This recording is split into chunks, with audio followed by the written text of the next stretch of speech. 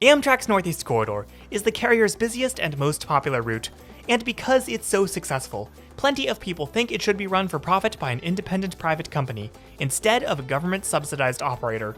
Less common are private entities who actively want to run the corridor themselves. But that's exactly who we're meeting today. This is AmeriStar Rail, a company with big ambitions that seems to pass across the rail news cycle every year or two. They're a bit like the Shen Yun of the train world. You might not know much about them, but they make a big impression and they are everywhere. So who exactly is behind this map? And could the Northeast Corridor soon see a radical transformation under a new operator? This is the story of a very ambitious rail expansion plan that just won't die.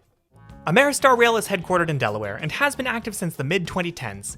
Its chief operating officer, Scott Spencer, touts a storied career as a rail industry consultant on projects ranging from SEPTA to Taiwan high-speed rail. And from what I've read, he seems to be the face of the company. Additionally, one of ASR's senior advisors is Paul H. Reistrup, who was previously president of Amtrak from 1975 to 1978. These two men aren't new to the rail industry, but they are proposing something very new and very different. Here's the basic AmeriStar Rail pitch. ASR plans to purchase a set of new trains using private investments, rather than taxpayer money, then run these as Amtrak-branded service on the Northeast Corridor, while paying usage fees to Amtrak, who would still handle infrastructure, dispatching, etc. ASR would make money from ticket sales, and their services would effectively replace the Northeast Regional and Acela.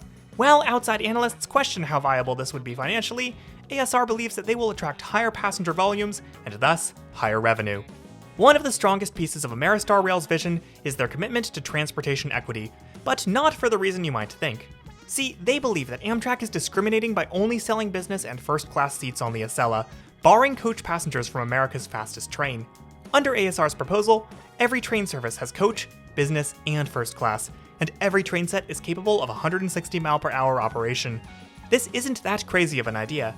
This type of arrangement can be found on other high-speed rail systems globally, including in Taiwan, where Spencer previously worked. Hey guys, Miles in Transit here. Telling you to check out patreon.com/classywhale. Why, thank you, Miles in Transit, for that kind endorsement. Anyways, back to AmeriStar Rail. Their plan is to procure 76 modified Avelia Liberty train sets, again using private funding instead of taxpayer subsidy, to replace all Amfleet-hauled services on the NEC. Per a 2021 report, these transits would come with 12 passenger carriages each, and feature power cars capable of using catenary, third rail, and diesel power as needed, capable of speeds up to 160 mph under wires and 125 on diesel. With a fully standardized fleet, higher operating speeds, and the elimination of layovers to change locomotives, something Amtrak is also introducing with their Aero train sets, ASR believes that their trains can lead to improved track capacity on the NEC, or at least they believe this in 2021.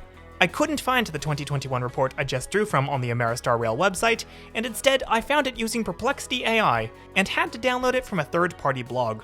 A more recent post on the ASR website dubbed their new trains the Liberty Liner 250s, as America's 250th birthday is coming up, and these trains are the first in the continent to hit 250 km/h. Scott Spencer is clearly ready to retire the Acela brand. Well, what we do better, first of all, is a better name, because in New England, a cellar is what you call a basement. It's not really, it's not really a good name. But who is actually paying for the Liberty Liners? Well, AmeriStar Rail says they have a funding source, but they won't say who. It's literally referred to as Redacted Investor Fund on the 2021 report. With that assurance, let's take a look at ASR's concept map for high-speed rail in the Northeast. To start, an hourly express called the Corridor Flyer runs from Alexandria to Boston, with stops only in DC and New York in between. Per the 2021 report, this may be run with Amtrak's existing Avelia Liberty train sets, which ASR would either lease or buy outright.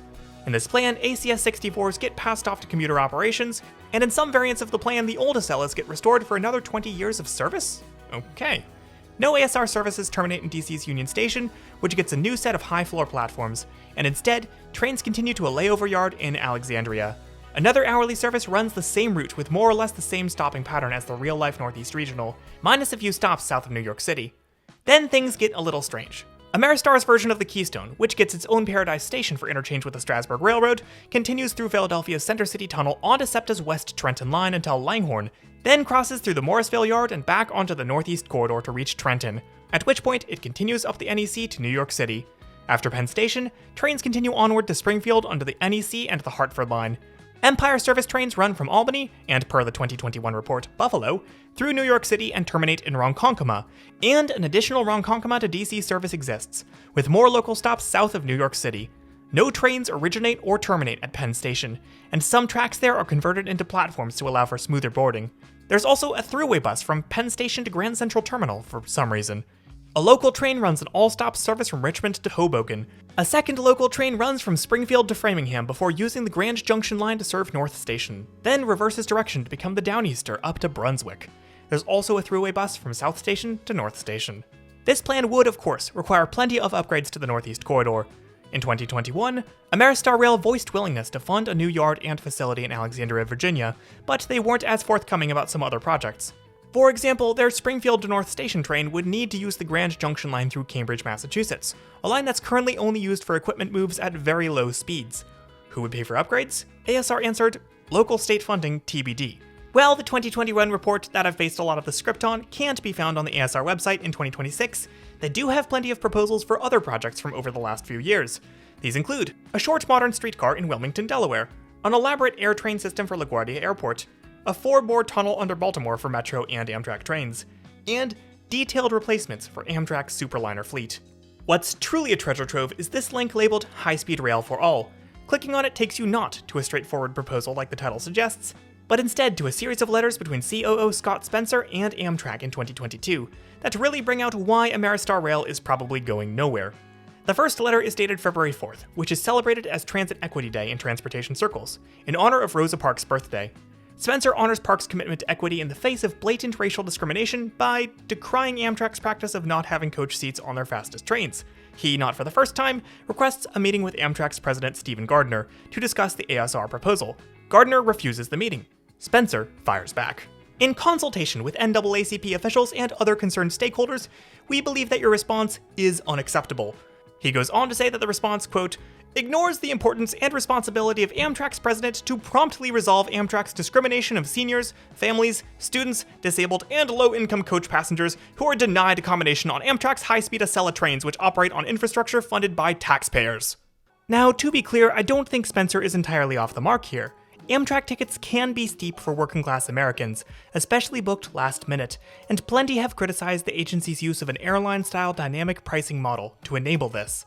Spencer also isn't the only one to voice distaste, with Amtrak limiting the Acela to being a premium product. But fundamentally, the Acela only offers a small speed saving over the Northeast Regional on all but the very longest journeys, and it's only able to hit 160 miles per hour in a few select locations, such as Mansfield. Charging a little more for that does not strike me as a particularly egregious social justice issue. Indeed, high-speed trains in most countries cost a bit more than regular trains. If you wanted to book a ticket from Taipei to Kaohsiung tomorrow, the high-speed train is 28% more expensive than the conventional one, and that isn't stopping passengers from riding it. Today is the busiest travel day of the year in Taiwan, and all the seats were sold out, so we tried to get on this train, and we couldn't. Perhaps some of Spencer's consultants or stakeholders would disagree, but to me, framing Acela seating as an equity issue of this degree really comes across as tone-deaf to actual transit equity issues. In his response to Spencer, Amtrak Vice President of Government Affairs and Corporate Communications Bruno Maestri has this to say. As you indicate in your June 10th letter, your proposal to replace Amtrak's Acela and Northeast Regional services with a standardized fleet of 160-mile-per-hour train sets to be financed and operated by companies with which you were or are affiliated was first communicated to Amtrak more than 6 years ago. Since that time, senior Amtrak executives have met with you in person or virtually on numerous occasions. You have been afforded multiple opportunities to present information on your proposal, and Amtrak has examined it in detail. As Amtrak has made it clear in its previous correspondence, we have concluded that your proposal is not financially viable and would not achieve the unprecedented levels of ridership and revenue needed to attract and sustain the investment it would require.